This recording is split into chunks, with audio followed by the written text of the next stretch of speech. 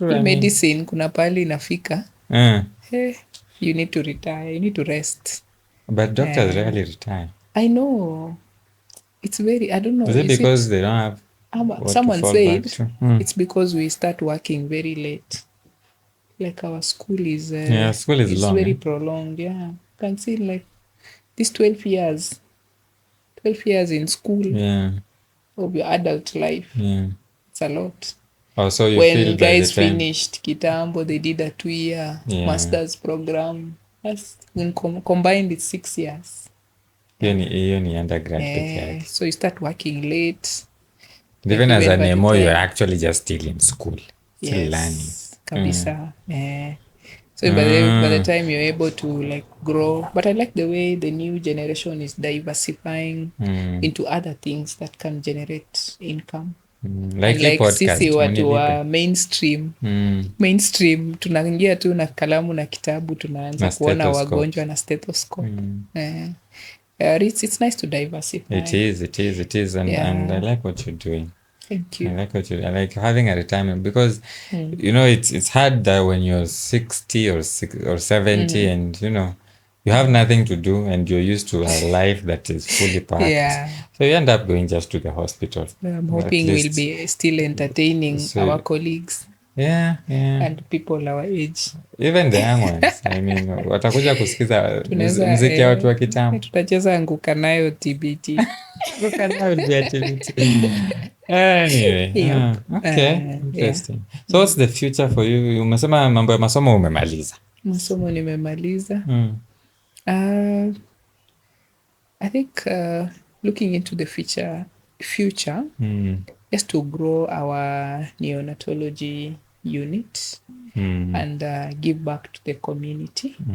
I started teaching at Maseno, which gives me so much joy. So I think eventually I still want to continue teaching and grow our younger colleagues into even better pediatricians, better neonatologists, maybe going to the future.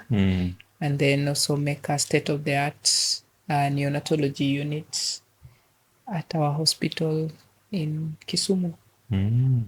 That's like a can. Yes, and still support also our government partners. Okay. So you're teaching Maseno. That's undergraduate? Postgraduate. Or you're teaching postgraduates? Yes. Just neonatology. Just neonatology. It feels nice to subspecialize, right? Yeah, it is. Oh, yeah, it is. It's very rewarding and pretty satisfying. Sisi hapa bado nang'ang'ana kutibu homa leo, Ilbrontone, kesho. H. pylori, fracture. I mean, jack of all trades. It's nice to maybe pick a place that you like. True. But grow through the phases. Usikuwe na pupa. Lakini siku hizi unajua watu wanaenda shule mapema sana. You have people graduating very early. I think our years, most people would prefer to do your internship. Kumbuka maybe haujaolewa. You want to go uende uolewe. Advance obstetric career kidogo. Then urudi sasa uende kusoma tena. So I think for women, of course, it's really tough. Then maybe ukisema you go back and do your M.Med, go back, do your, fellowship. By the time you finish, time pia imeenda. Time imesonga. By the speaking of time and family. But I've noticed a trend these days. Mothers are coming in to have their first children much later in life than previously.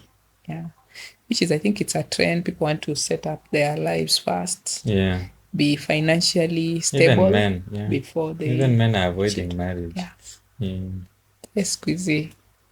Because, and what I've seen and some stories I've heard here and there, especially with doctors, there's like, once you start getting a family, it becomes really hard for you to even go back to school because, kids are expensive and all that. It is. And you think about your masters. Saizi nasikia family medicine imeongezwa to 800 Gs huko QTRH.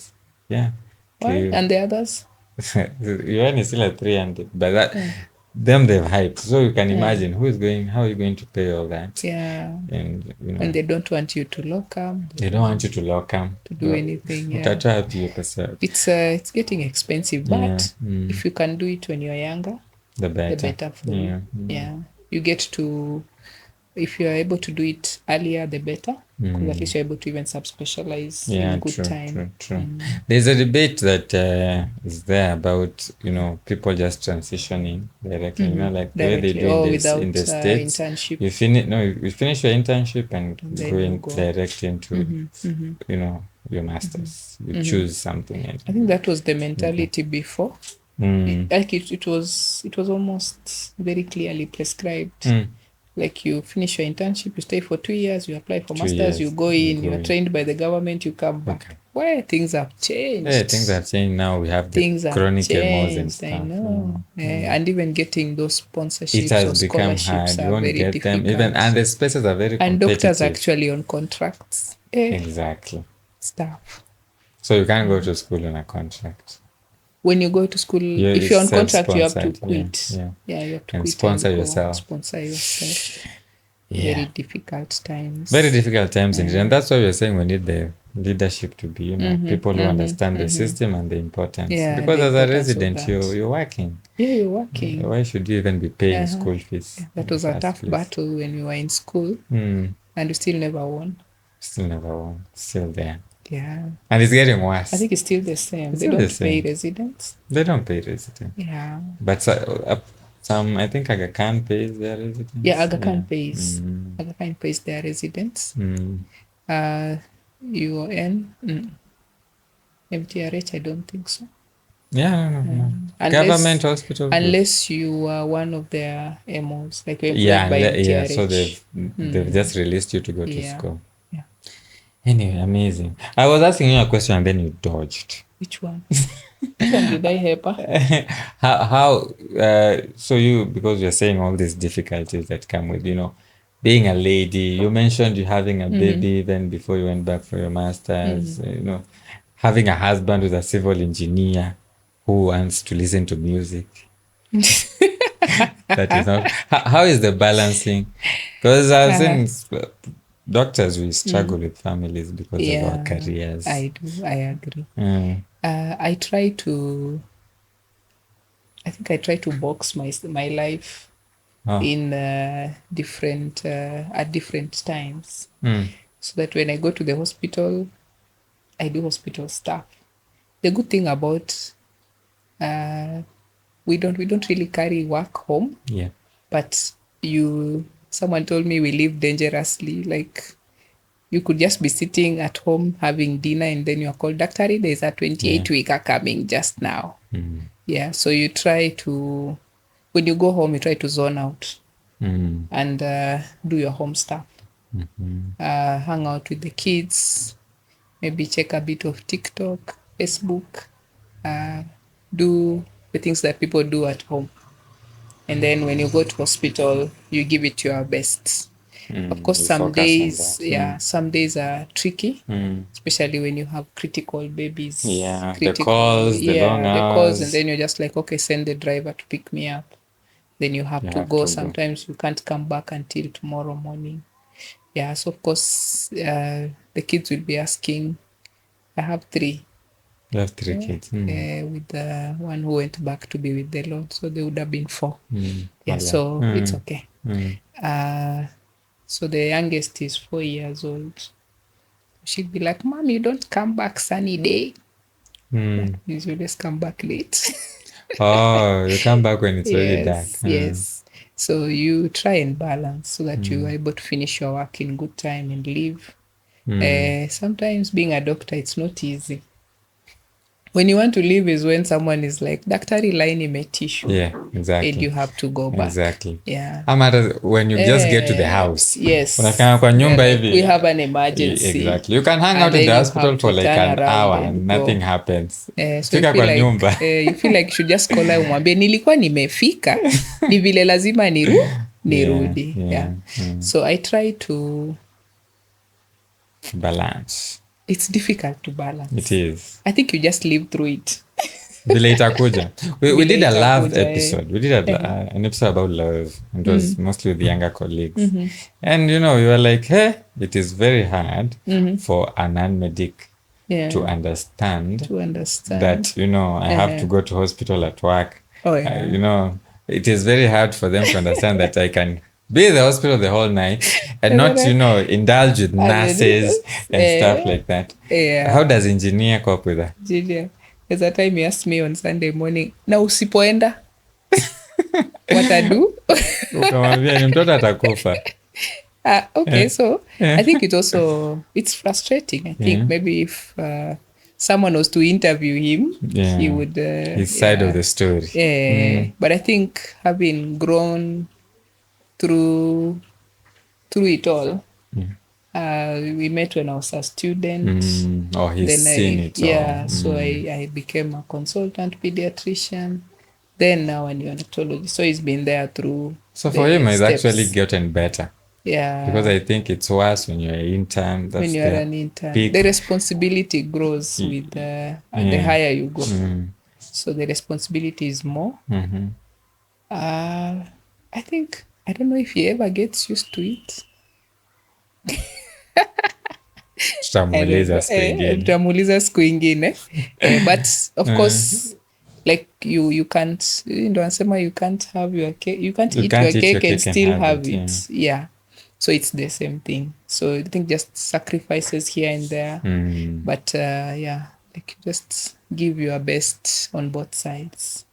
Yeah. Amazing. Daktari, thank you very much for coming. Thank you. Able to pay AOB, any other thing? My parting shot.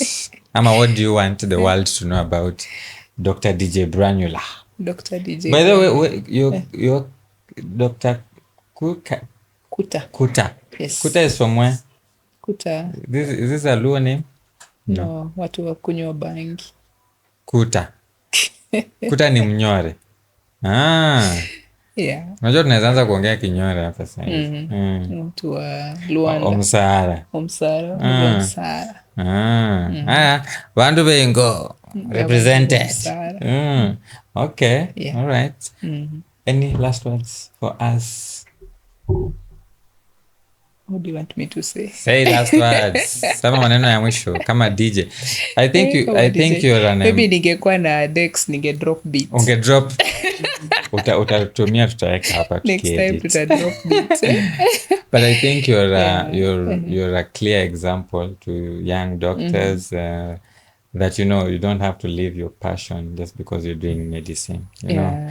Yeah. Most of us maybe the upcoming doctors will become doctors because they wanted to become doctors, but most of us are here because we maybe overperformed in our cases and things like that. Yes. So if you have a passion, Maze, follow it like Daktari here. Yeah. So you can still be a doctor and do many other things. I think in our society now there are so many examples of doctors, as Amakove puts it, living beyond the stethoscope. Exactly. Way beyond the stethoscope. Exactly. So you can do so much if you have a passion. There's a time I was performing and there was a band made of doctors. Yes. We were welcoming back Dr. Kihara as the international, I think, COGS president. Yeah, and we had a doctors only band. Amazing. Yeah. Nice. So there are so many doctors doing great things outside. Yeah. So follow your passion. Create time even for your mental. There's a lot of mental instability in this world now. So if you do something that you love besides your mainstream job, it's a good thing even for your mental health. Something that brings you joy. Amazing. Yes. Do what brings you joy, ladies and gentlemen. And if you have a passion and you like to talk about it and you're a medic, karibu hapa to Daktari a quick one, and we will talk about it and have fun. I hope Daktari will enjoy. Yes. Thank you. Will you come back? Fun. I will come back with my decks. Hallelujah to that. Guys, look forward for that. Hapa tutakuwa mimi nitakuwa na MC. Mimi nitakuwa kama ule MC Gogo with DJ wake hapa. Tunazi drop tu. That will be nice. Amazing. So guys, kama kawaida, leave your comments, press, subscribe, share and like, Sisi tuonane the next episode. Daktari Akikwan, Dr. Elizabeth Kuta. It's been real. Until next time, adios. Adios.